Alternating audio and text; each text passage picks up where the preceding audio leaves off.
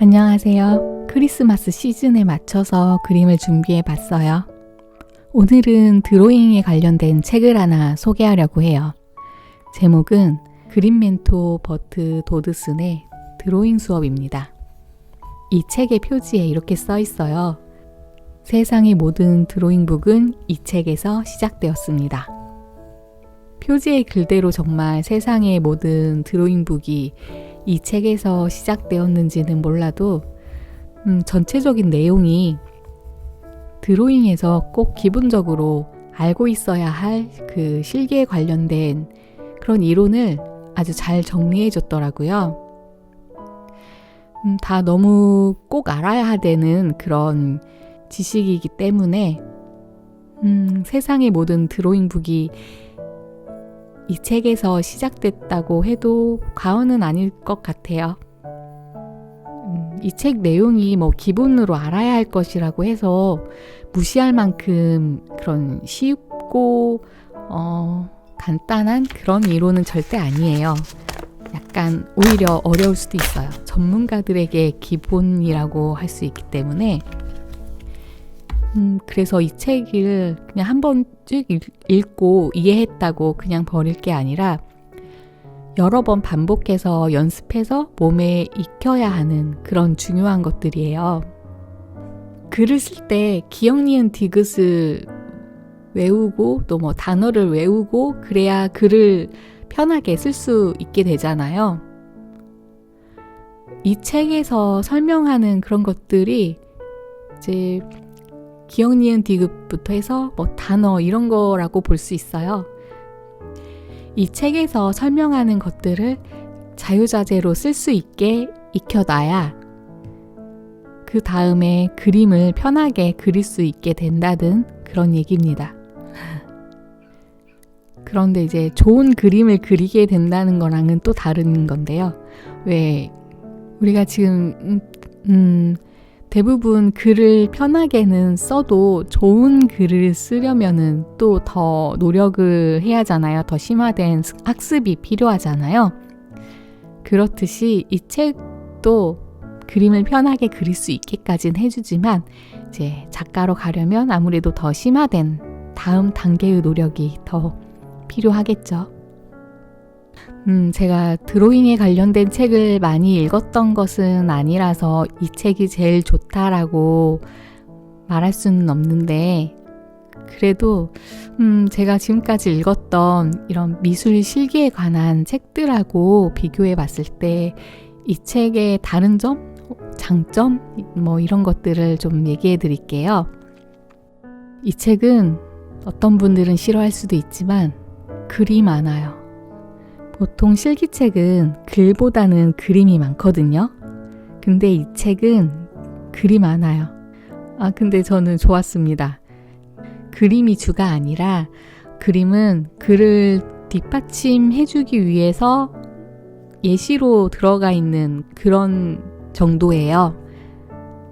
그래도 실기책이기 때문에 그림이 많이 들어있는 편이에요.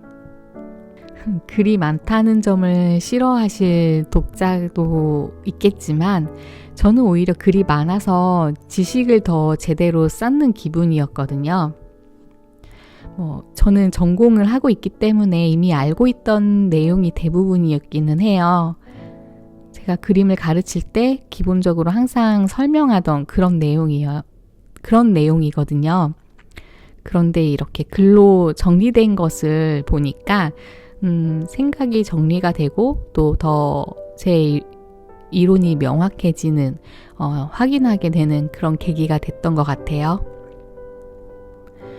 또 글이 많다는 거 외에 또 다른 실기책들하고 비교를 해서 말씀드리면은 모든 책을 얘기하는 건 아니지만 몇몇 책들은 기본기를 넘어서서 너무 수준급인 이야기를 하고 있는 책들이 많이 있어요.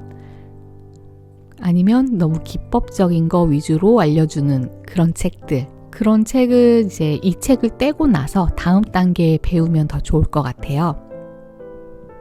그리고 어떤 책들은 아예 기본기를 좀 무시하고 그냥 좀 예뻐 보이는 그런 가벼운 그림을 그리는 방법을 알려주는 그런 책들도 있는데 이런 책들은 물론 이 책도 이 책에 니즈가 있는 사람에게는 필요한 책이죠. 그런데 제대로 독학을 하겠다 하신다면 예뻐 보이는 가벼운 그림을 그리는 그런 책보다는 이 드로잉 수업 책을 제대로 정독을 해보시는 걸 더 추천드려요.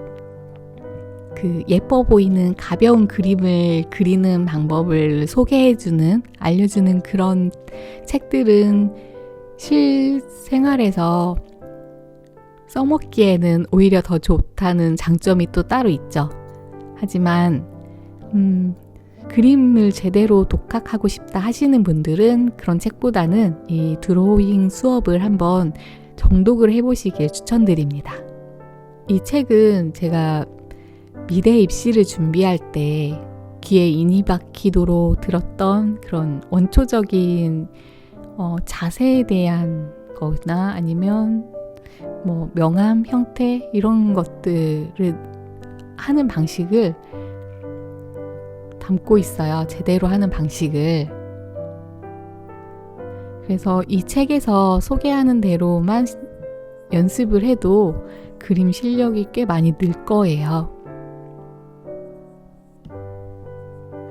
그런데 한 가지 단점이 있다면 직접 몸으로 보여주면서 설명을 해야 하는 거를 글로 설명하다 보니까 그림에 대해 전혀 모르는 사람이 보신다면 바로바로 이해하기 과연 쉬울까라는 생각이 들더라고요. 약간은 이해하기 어려운 부분이 있을 수도 있겠다. 물론 그림으로 보수적으로 설명을 해주기는 하는데 이걸 만약에 바로 옆에서 시범을 보여주며 이렇게 설명을 하면은 한 1분이면 바로 이해가 될 만한 그런 간단한 것인데도 이걸 글로 읽으려니 약간 좀 더 어렵게 느껴지고 좀 답답한 감이 없지 않아 있긴 하죠. 그래서 학원에 가는 거겠죠. 그래서 이 책은 글을 끈기 있게 읽을 자신이 있는 사람에게 추천이 가능할 것 같아요. 그리고 이 책의 또 좋은 점은 제가 미대 입시를 준비하면서 배웠던 그런 내용들이 담겨 있다고 했잖아요. 그런 내용뿐만 아니라 제 미대에 들어간 다음에 배우는 수업들이 또 있잖아요. 그 미대에 들어간 다음에 배우는 그 내용도 몇 가지가 있어요. 예를 들어 미대에 들어가서 배우는 창의력에 관련된 그런 내용도 있고, 그리고 그림을 구도를 잡을 때 입시 미술에서는 배울 수 없는 조금 실용적으로 쓸 수 있는 그런 구도도 있을 수 있고, 조금 더 심화된 내용이 더 추가로 들어가 있어요. 그 입시 시험 위주로 가르치는 미술학원에서는 그런 것까지 알려줄 의무가 없을 수도 있고 시간이 없을 수도 있고, 그래서 거기에서는 거의 배울 수 없는 이 전공의 수업들이 있단 말이에요. 그런 것들을 또 다루고 있어요. 그리고 실작품을 할 때 활용하기 좋은 매력적인 그런 그림을 그리는 방법이라고 해야 되나? 어떤 그림을 그려봐라, 이렇게 그려보면 좀 매력적일 수 있다라고 팁을 주기도 하거든요.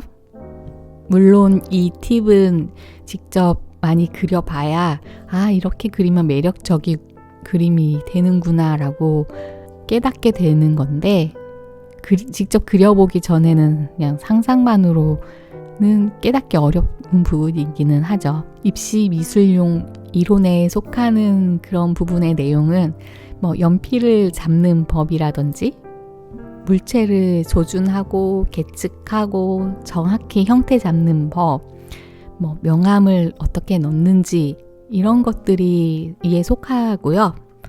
전공자가 되어서 배우는 부분은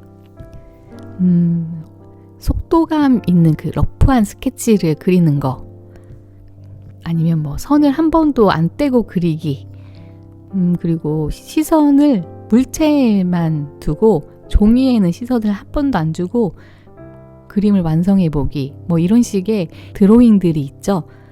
그런 것들을 한번 해보게 알려주기도 하고요. 그리고 창의력과 상상력에 관련된 그런 부분, 그런 것들이 전공자가 되면 배우는 그런 것들이에요. 뭐 책에서 뭐 입시미술용, 전공자용 이렇게 나눠서 설명한 건 절대 아니고요. 그냥 제가 개인적으로 구분을 해봤습니다. 책의 내용 중에 2장을 좀 소개할게요. 거장들의 필치라는 제목인데 전 책의 일부분을 한번 읽어드릴게요.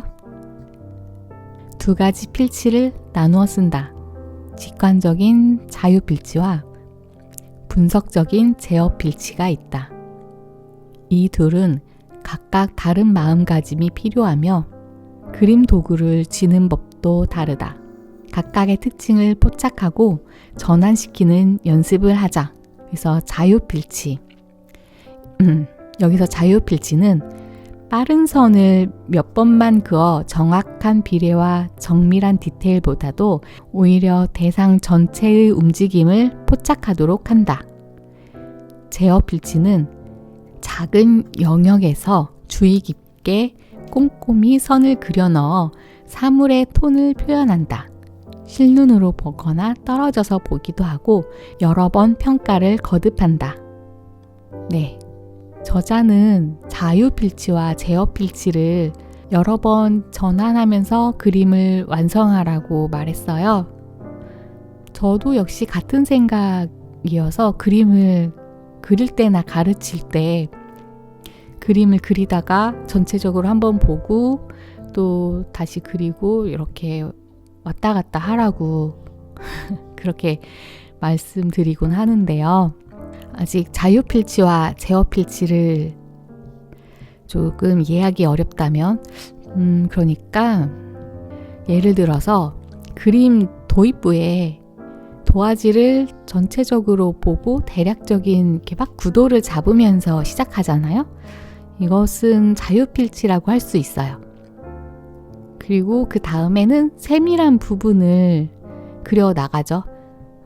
묘사할 수도 있고 뭐 작은 부분을 좀 더 세밀하게 표현할 수도 있고 이런 건 제어필치라고 저자는 그렇게 정의를 내린 것 같아요.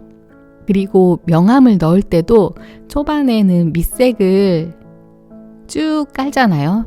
대범하게 어둠을 이렇게 한 덩어리로 묶어서 쓱 칠하기도 하고 그때는 자유필치라고 할 수 있고 이제 그 다음에는 디테일하게 그리는 과정으로 들어가는데 이거는 제어필치라고 할 수 있죠.